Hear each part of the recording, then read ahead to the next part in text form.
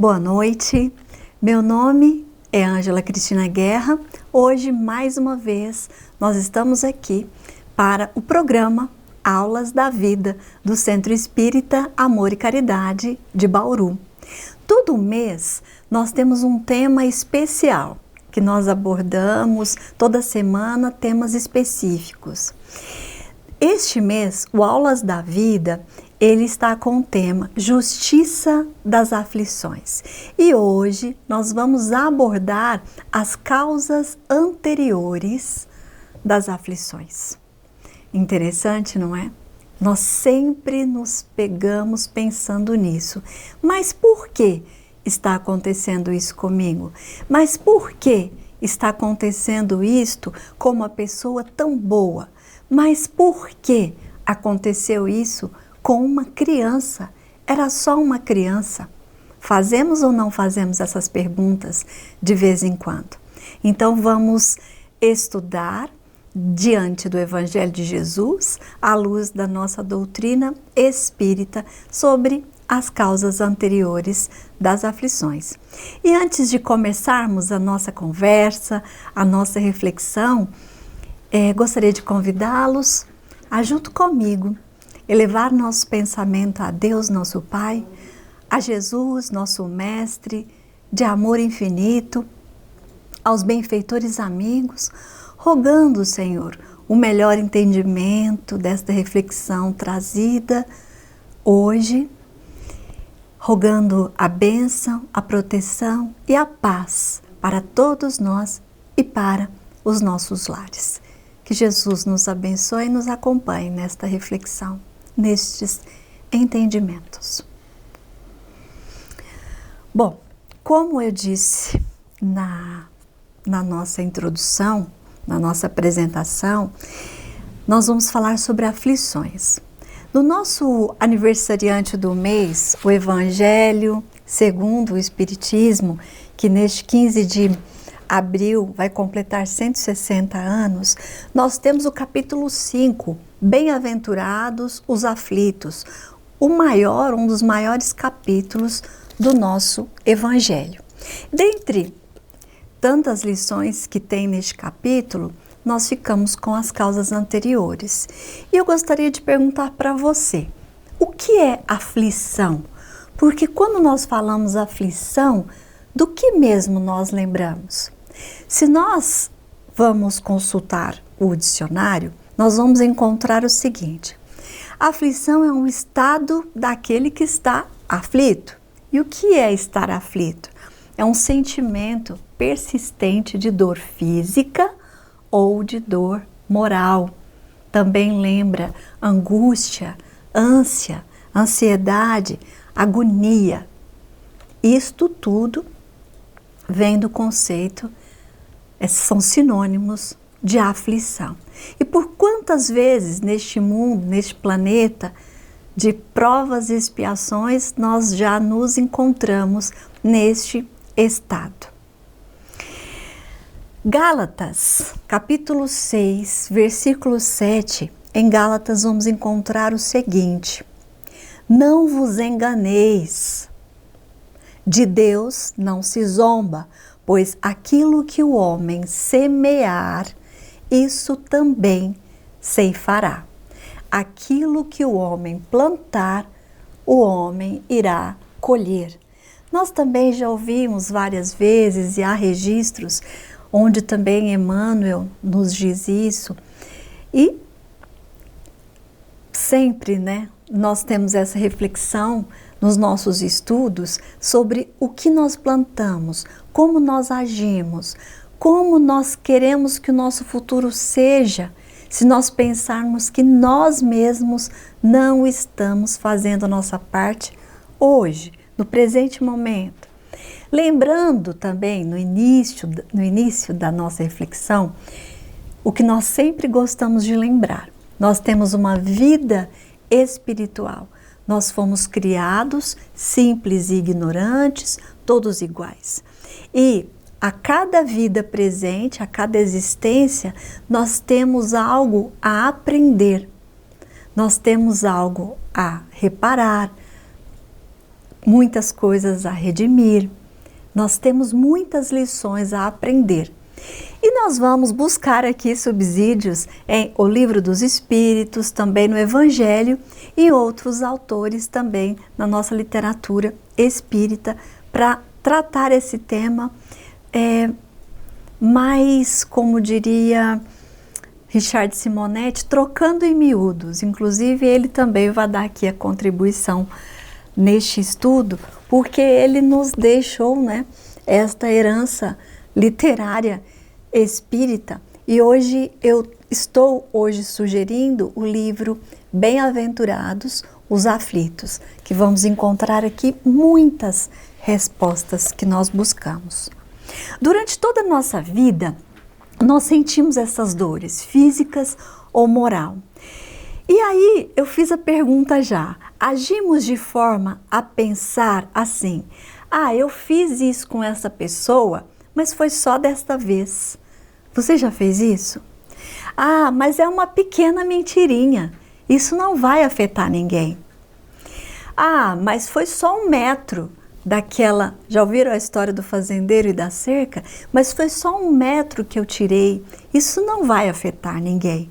Ele já tem tantas terras, mas era dele, não é? Ah, eu fiz só uma observação, eu não estou falando de ninguém, eu não estou fazendo maledicências. Já se fizeram isso também? Já se pegaram dizendo isto? Ah, eu fiz porque ele já fez isso comigo também. Então eu só retribuí. E retribuí o mal. Você já se pegou fazendo ou falando isto? Ah, eu fiz, mas ninguém viu. E aí nós vamos lembrar Emmanuel, que nos diz que nós temos uma nuvem de testemunhas, não é?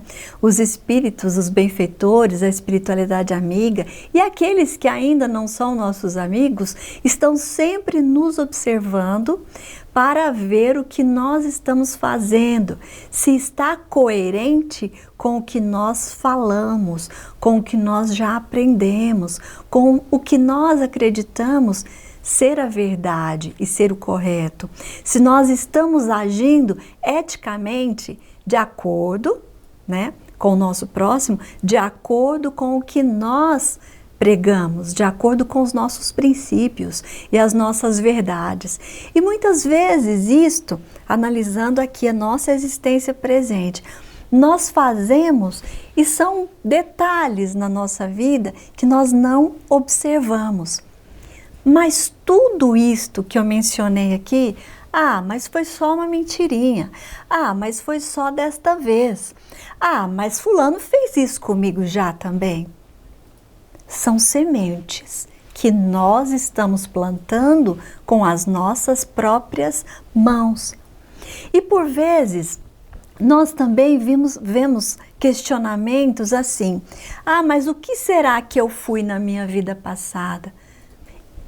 E, lembrando de tudo que falamos até agora, eu posso também fazer a pergunta: como será a minha vida futura? Como será e como estará a minha consciência quando eu me encontrar do outro lado, quando eu voltar para a pátria espiritual? Como estará a minha consciência?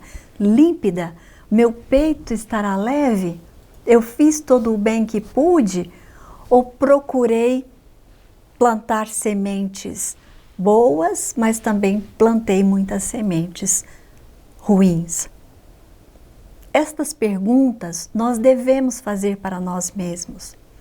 Quando nós pensamos que por que acontece coisas com crianças, com pessoas adultas, pessoas muito boas, pessoas que têm um coração enorme, se nós olharmos pelo ponto de vista em que muitos ainda acreditam de que Deus é um Deus que nos deu uma vida só, uma oportunidade, nós até questionaríamos isso, não é?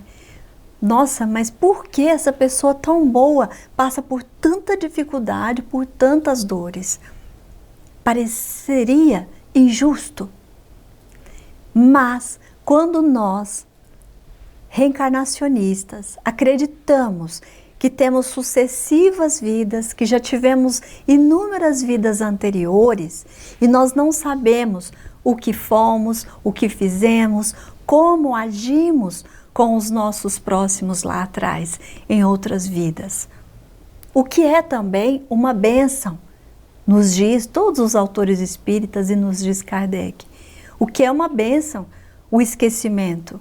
Porque já pensou, agora, colocando a situação, eu creio na reencarnação, eu tenho certeza de que eu tive vidas anteriores.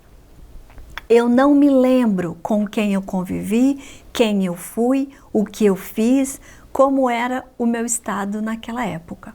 Mas eu sei como eu sou hoje, onde estou hoje, em que condições eu vivo, quais as lições que estão me aparecendo nessa existência. Então, partindo deste princípio, dá para eu ter mais ou menos uma ideia de quem eu fui, por onde eu passei, de acordo com as lições que eu devo aprender hoje, de acordo com os desafios que me aparecem hoje. Nós falamos sempre que os mundos, há mundos mais superiores do que o que a gente habita hoje. Mas se nós pensarmos que o primeiro deles são os mundos primitivos, vamos lembrar, mundos primitivos, mundos de provas e expiações, mundos regeneradores, mundos ditosos ou felizes e os mundos celestiais. Nós estamos no segundo, mundo de provas e expiações. Nós estamos vindo de onde? Do mundo primitivo. Então, eu quero até parafrasear Simão Pedro, de Minas, um orador mineiro, Simão Pedro Lima, que fala o seguinte: nós somos a nossa melhor versão até hoje. Do átomo ao arcanjo, não é essa a nossa caminhada? Nós estamos no começo dela. Então, da maneira com que nós estamos hoje vivendo, nós temos uma ligeira ideia do que nós fomos. E voltando a pensar nesse mundo de provas e expiações, vamos lembrar que o planeta Terra pode ser considerado uma escola, pode ser considerado um hospital e pode ser considerado uma cadeia.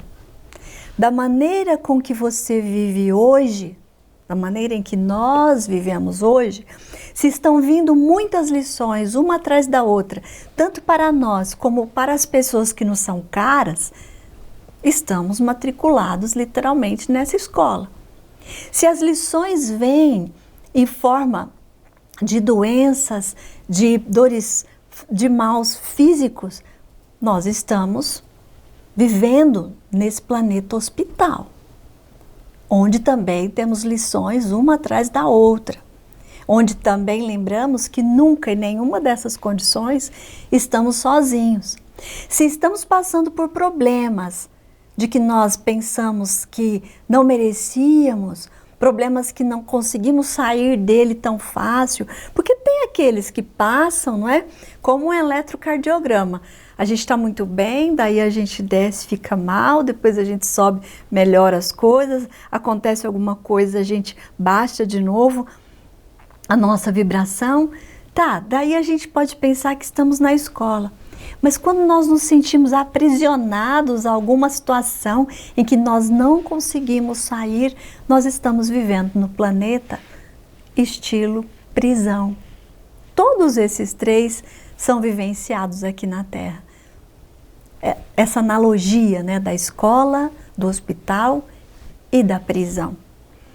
O que nós devemos pensar é que não há injustiça. Deus não é injusto. Deus é poder, é bondade, é misericórdia. Lembrando que nós tivemos vidas anteriores e que nós estamos aqui hoje para reparar possíveis débitos que nós tivemos, que nós contraímos em existência anterior.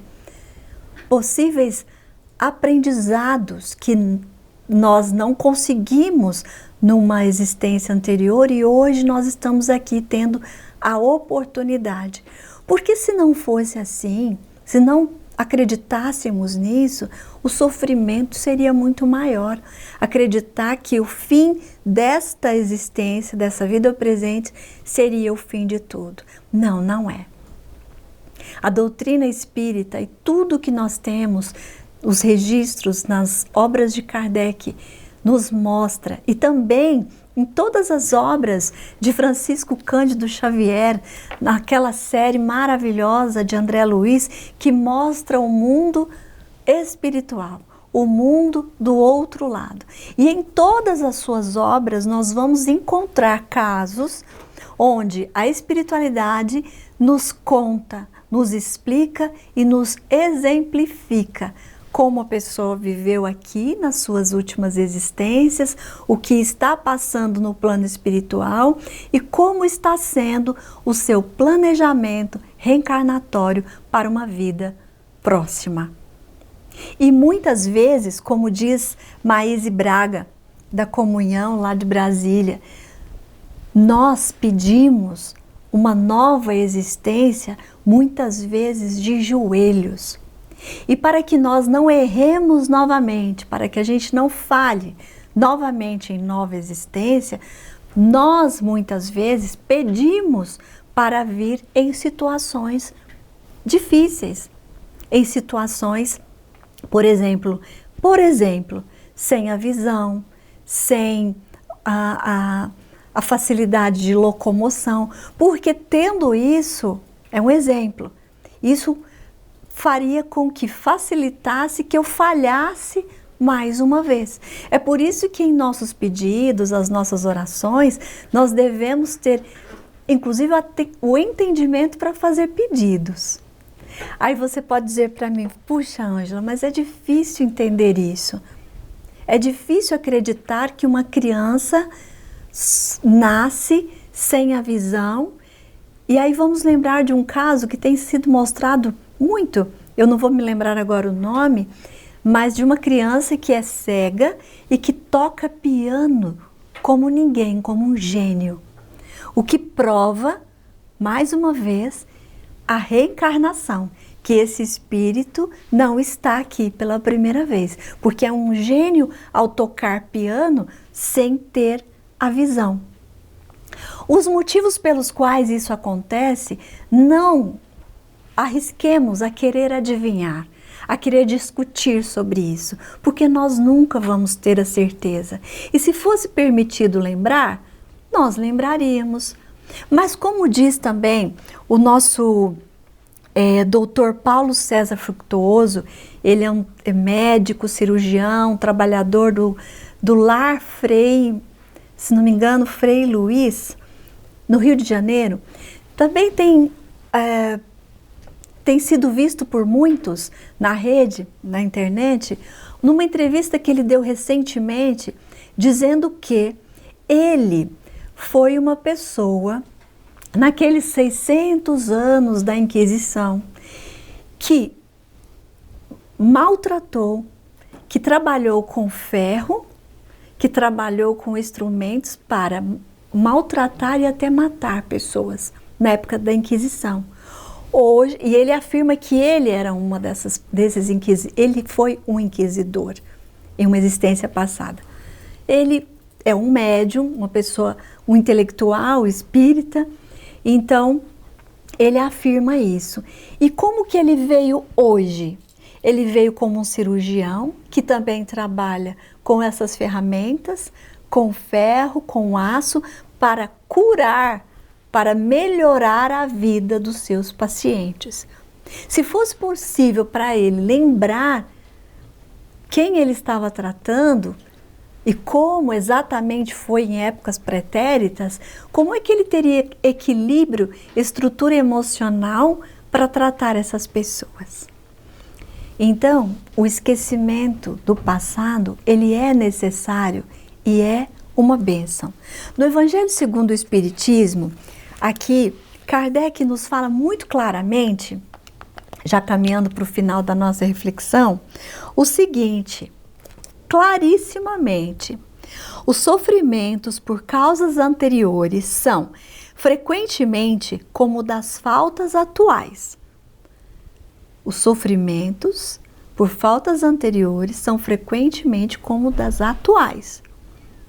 A consequência natural da falta cometida quer dizer, por uma justiça distributiva rigorosa, o homem suporta o que fez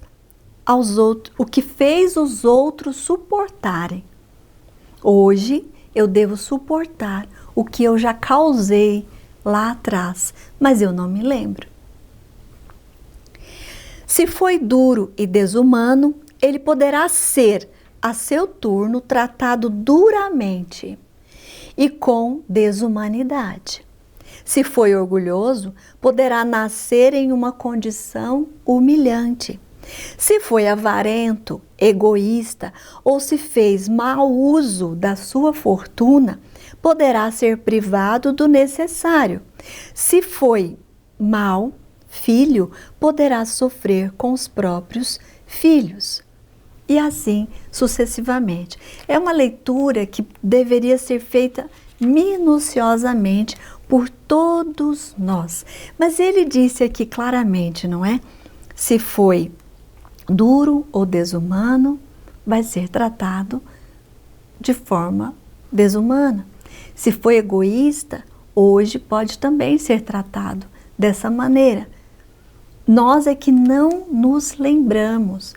E muitas vezes, como prova ou como uma expiação, mas como prova, nós pedimos para vir naquela condição, para que nós possamos reparar faltas que nós tivemos em vidas anteriores, mas nós não lembramos.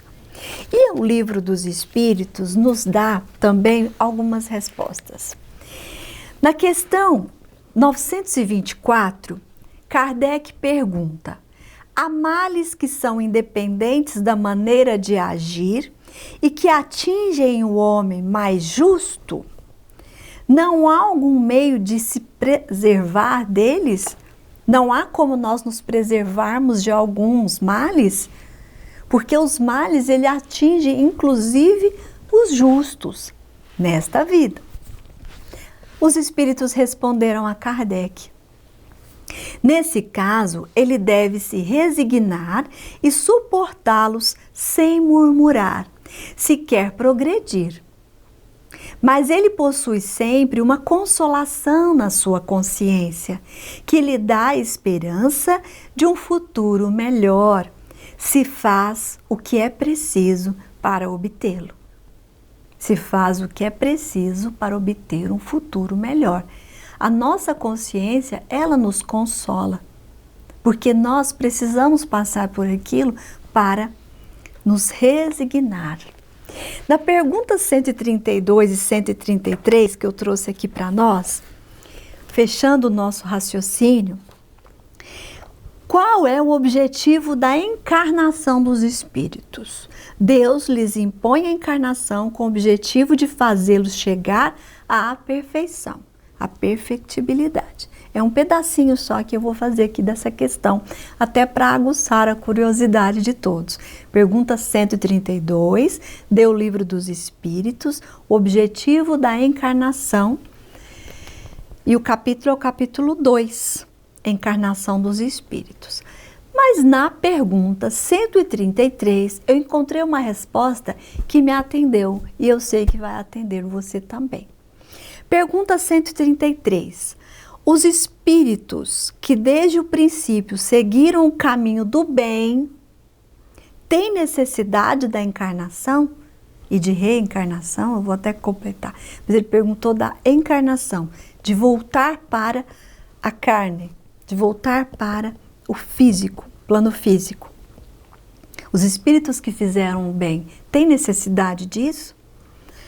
Todos foram criados simples e ignorantes. Instruíram-se nas lutas e tribulações da vida corporal. Deus, que é justo, não poderia fazer a alguns felizes sem dificuldades e sem trabalho, e por conseguinte, sem mérito, a nossa felicidade, que tanto almejamos, ela será conseguida por mérito de todos nós. E Kardec faz uma segunda pergunta, que para mim fecha tudo.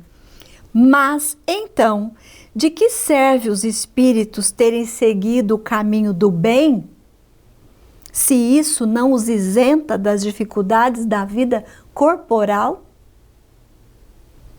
De que adiantou seguir o caminho do bem? O que a espiritualidade responde? Eles alcançam mais depressa o objetivo. Uma paradinha aí. O objetivo não é a busca da perfeição, a nossa iluminação, chegar passo a passo, mais próximo de tudo, de toda a leveza, de toda a luz que Jesus veio nos ensinar? Este não é o objetivo? Evoluir-nos? Então, vou repetir a pergunta. A pergunta e a resposta. Mas então, de que serve aos espíritos terem seguido o caminho do bem, se isso não os isenta das dificuldades da vida corporal? Eles alcançam mais depressa o objetivo, vivendo as dificuldades e passando bem por elas. Aliás, continuam os espíritos, aliás, as dificuldades da vida frequentemente são consequência da imperfeição do espírito. Quanto menos tenha de imperfeições, menos tem de tormentos. Que não é invejoso, quem não é invejoso, nem ciumento, nem avarento, nem ambicioso, não terá os tormentos que nascem desses defeitos. Por exemplo é meu. Então, quem não é invejoso, nem ciumento, nem avarento, nem ambicioso, não terá tormentos que nascem desses defeitos. E aí muitas vezes nós podemos pensar, mas por quê? Se nós pensarmos no que nós estamos plantando hoje, é o que nós vamos colher amanhã. E pensarmos no que plantamos em vidas pretéritas, é o que nós estamos colhendo hoje. E não adianta querer fazer adivinhações. Sabe aquele orai e vigiai, vigiai e orai? Vigiar seria vigiar a nossa vida, as nossas ações, as nossas atitudes hoje, para que tenhamos menos erros diante de nós mesmos, diante do nosso próximo, diante da vida, para que as sementes que plantemos hoje sejam as melhores para a nossa colheita do amanhã. E não vigiar o nosso próximo, o que ele anda fazendo, isso é certo, isso é errado, isso não é verdade, são os conceitos do nosso próximo, segundo o seu nível de evolução, de conhecimento e de experiências. Então vivamos de forma a ter a certeza de que Deus é justo, é bom, é misericordioso, de que nós estamos nesta vida presente, passando por diversas situações, em que todas elas têm alguma coisa a ser aprendida por nós mesmos. E o que nós passamos hoje tem aquela lei, né, da causa e do efeito. Nós temos lá atrás alguma coisa que nós temos que nós fizemos algo que nós devemos corrigir e reaprender e aprender definitivamente no agora. Pensemos nisto e nunca estamos sozinhos, sempre estamos assistidos. Meus amigos, agradeço a atenção de todos. Essa reflexão ela continua porque é um tema que não se esgota. Então, dê as referências, dê o Evangelho segundo o Espiritismo, o Livro dos Espíritos, Bem-aventurados os aflitos. Vamos refletir, fazer as nossas leituras, para que tenhamos também os nossos conceitos diante de tudo isso que conversamos até agora. Muito obrigada e que Jesus nos abençoe.